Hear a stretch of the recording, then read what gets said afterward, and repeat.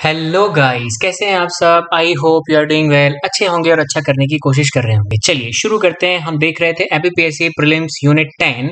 तो यूनिट 10 में हमने काफी सारे वीडियोस देख लिए हैं अभी तक, और ये पूरी प्लेलिस्ट बनी हुई है, आप चाहें तो जाके देख सकते हैं। ठीक है, तो अभी हम देखने वाले हैं हमारा राष्ट्रीय मानव अधिकार आयोग हम देख चुके हैं। राज्य मानव अधिकार आयोग के बारे में हम बात करेंगे। तो राज्य मानव अधिकार आयोग बेसिकली हम बात करेंगे, फिर उसमें बात करेंगे हम मध्य प्रदेश के स्पेसिफिक मानव अधिकार आयोग के बारे में। तो परिचय अगर हम देखें, गठन, तो मानव अधिकार आयोग 1993 की धारा 21 के तहत हमने बोला कि हर राज्य में एक मानव अधिकार आयोग का गठन किया जाएगा, तो उसी के तहत हमने किया हुआ है। आई अगेन रिपीट, मानव अधिकार अधिनियम 1993 की धारा 21 के तहत। उसके अलावा इसकी संरचना जो है कि इसका अध्यक्ष कौन होगा, तो किसी हाई कोर्ट का एक सेवानिवृत्त न्यायाधीश, जो रिटायर्ड जज होगा वही होगा। ठीक है, देखिए ये जहां पर भी 2019 लिखा हुआ है ना ब्रैकेट में, इसका मतलब है कि 2019 में ये संशोधन किया गया है, इसलिए वो लिखा हुआ है, एकदम अपडेटेड है। ठीक है, 2 सदस्य इसमें होते हैं। एक हाईकोर्ट का वर्तमान या सेवानिवृत्त न्यायाधीश, या 7 वर्षों के अनुभव वाला एक जिला न्यायाधीश। ठीक है, आई अगेन रिपीट, इसमें 2 सदस्य कौन से होंगे, एक हाईकोर्ट का भी करंट में कोई जज हो, या रिटायर्ड जज हो, या फिर 7 साल से ज्यादा का एक्सपीरियंस वाला कोई डिस्ट्रिक्ट जज हो। ठीक है, उसके बाद एक होता है आपका मानव अधिकार विशेषज्ञ। ठीक है, जिसने मानव अधिकार के क्षेत्र में कुछ काम किया हो। तो ये धारा 2 में हमें आपको बताया गया। उसके बाद अगर हम देखें इसका मुख्यालय कहां पर है, तो जहां भी राज्य सरकार निर्धारित करती है वहां पर इसका मुख्यालय हो जाता है। नियुक्ति, त्यागपत्र, पदावधि के बारे में तो राज्यपाल इन सब चीजों के बारे में बात करता है, और धारा 22 में इसकी नियुक्ति के बारे में बात है। अच्छा, अब इसकी नियुक्ति के लिए हम क्या बनाते हैं, एक कमेटी बनाते हैं, इसका अध्यक्ष होता है मुख्यमंत्री। इसके बाद बाकी सदस्य होते हैं विधानसभा का अध्यक्ष, गृह मंत्री, विधानसभा में विपक्ष का नेता, अगर विधान परिषद उस राज्य में होती है तो विधान परिषद का सभापति, और विधान परिषद में विपक्ष का नेता। ठीक है, तो ये याद रखिएगा।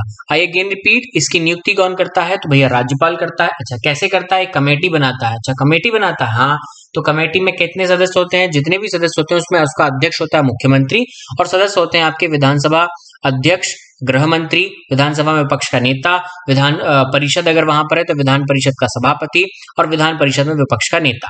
न्यायिक सदस्यों की नियुक्ति हाई कोर्ट के मुख्य न्यायाधीश के परामर्श के बाद ही। देखिए एक चीज बहुत स्पेसिफिक वे में समझ लीजिए, कहीं पर भी जजिस की नियुक्ति, जजिस का ट्रांसफर, जजिस का प्रमोशन, वो न्यायाधीशों से बात करके, न्यायाधीश की प्रणाली जो है उसके अंतर्गत ही किया जाता है। सरकार अपने मन से कुछ नहीं कर सकती।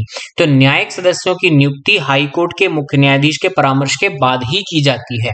ठीक है, उसके बाद त्यागपत्र और इनका हटाया जाना, तो धारा 23 में आपको देखने को मिलेगा। अगर मान लीजिए चाहते हैं कि ये हमें त्यागपत्र देना है, तो ये राज्यपाल को जाकर डायरेक्टली दे सकते हैं।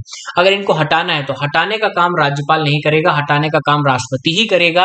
और कब हटाएगा, जब अगर इन पर कुछ कदाचार साबित हो जाता है, कुछ गलत काम इन्होंने कर दिया हो। अच्छा, प्रक्रिया हटाते कैसे हैं, तो देखिए जो उच्चतम न्यायालय है ना, सुप्रीम कोर्ट है ना, वो एक वो बनाता है, क्या, एक कमेटी बनाता है, जांच होती है, जांच में अगर ये दोषी पाए जाते हैं तो फिर बोला जाता है राष्ट्रपति को कि इनको हटा दो, तो वो हटा देते हैं। इसके अलावा कोई और भी आधार होता है इनको हटाने का, बिल्कुल होता है। अगर ये दिवालिया हो गए हों, मानसिक रूप से पगला गए हों, इनको समझ नहीं आ रहा हो क्या करना है हमें, या फिर इनको किसी चीज का इन पर कोई केस चल रहा था, फाइनली अब उसका डिसीजन आ गया और इनको सजा हो गई है, तो उस बेसिस पे इनको हटा देते हैं। पदावधि इनकी धारा 24 में दी गई है। अध्यक्ष और सदस्य दोनों 3 और 70 वर्ष हैं, और पुनः नियुक्ति के पात्र होंगे, मतलब इनको फिर से हम नियुक्ति दे सकते हैं, तो ये याद रखिएगा। अन्य प्रावधान, कार्यकारी अध्यक्ष की नियुक्ति राज्यपाल करता है। मान लीजिए अगर अध्यक्ष, जो मेन अध्यक्ष है आपके राज्य मानव अधिकार आयोग का अध्यक्ष जो है, अगर मान लीजिए छुट्टी पर चला गया, या कहीं चला गया, डेथ हो गई, या कुछ भी ऐसा हो गया, उन्होंने रिजाइन दे दिया, तो कार्यकारी अध्यक्ष बनाना पड़ेगा। तो कार्यकारी अध्यक्ष कौन बनाएगा, आपका राज्यपाल। सेवा शर्तें कौन डिसाइड करता है, इनकी राज्य सरकार। इसमें एक सचिव भी होता है, जैसे हमने देखा कि राष्ट्रीय मानव अधिकार आयोग में कौन होता है, एक महासचिव होता है, तो यहाँ पर वो सचिव होता है। तो राज्य सरकार के सचिव स्तर का अधिकारी होता है, और वहां पर जो राष्ट्रीय मानव अधिकार आयोग में जो महासचिव होता है वो किस लेवल का अधिकारी होता है, केंद्र सरकार के सचिव स्तर का अधिकारी। रिपोर्ट, राष्ट्रीय मानव अधिकार आयोग में रिपोर्ट कहाँ रखी जाती है, वो संसद में रखी जाती है, तो संसद के दोनों सदनों में। यहाँ पर कहाँ रखी जाती है, राज्य विधानमंडल में। ठीक है, विधानसभा में। अगर हम मध्य प्रदेश के राज्य मानव अधिकार आयोग के बारे में बात करें, तो 13 सितंबर 1995 को यह बना था। भोपाल पर्यावास भवन में इसका मुख्यालय है, और यही मानव अधिकार संरक्षण अधिनियम 1993 की धारा 21 के तहत बना है। नरेंद्र कुमार जैन वर्तमान में अध्यक्ष हैं। इनका ध्येय वाक्य है, हम सब बराबर हमारे अधिकार। आई अगेन रिपीट, हम सब बराबर हमारे अधिकार। तो गाइज ये था हमारा राज्य मानवाधिकार आयोग, ठीक है, जिसके बारे में हमने बात की।